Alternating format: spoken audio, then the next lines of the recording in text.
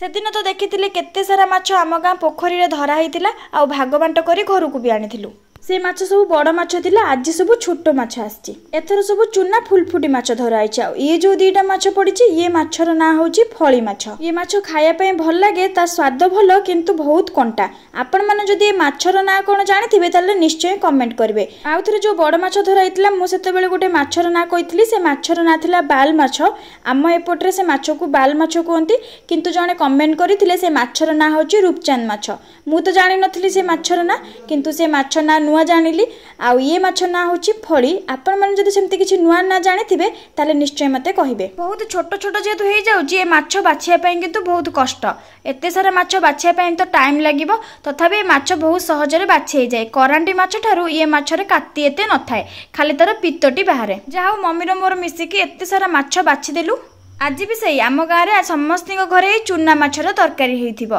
किए चूना माछ भजा करी खाइथिबे तो किए मसला देकी खाइथिबे। आज आम घरे चूना माछरे कोन बनिबो मु आपण मानकु तार रेसिपी शेयर करिवि। प्रथमे चूना माछ को बाछि बुछि भल भाबरे धोईकी नै आसिलु धोई आनी भल भाबरे हळदी लुण गोळेकी ताकू किछ समय रखिदेलु तापरे ए माछरे पड़िया पई मसला नै गलु मसला रे थिला पियाज सुखिला लंका रसुण जीरा याकु सब मिसिकी पेस्ट ला ता सहित सोरिष थिला जेहेतु सोरिष बेसर हबो तापरे कड़े रे सोरिष तेल देइथिलु सोरिष तेल देकी पूरा गरम होला परे से माछ को भाजिथिलु। आम गाँव रे जते बेले माछ धरा हुए बड्डी भोरु लोक माने उठिकी माछ धरंती आमे तो सोइथिबु घंट पिटा हबो काहेकि ना माछ धरा आरंभ होला तापरे आउ थरे गोटे घंट पिटा हबो माछ आनिया पे समस्त जाओ घंट पिटा रो आमे जानि नउ जे माछ धरा हे सलानी एबे भाग होउची जाइके आनी एबे के टाइम रे भी गाँव रे घंट पिटा सिस्टम अछि आपण माने कहबे तो आपण मानको गाँव रे मीटिंग हेले किबा माछ धरा एम्ति किछि कार्यक्रम हेले घंट पिटा सिस्टम थाए ना एम्ति डाकरा हुए। एबे हमर माछ पूरा भजा हो जाइए आउ यही माछ भजा लगे पखाल भात खाइले भल लगिवो।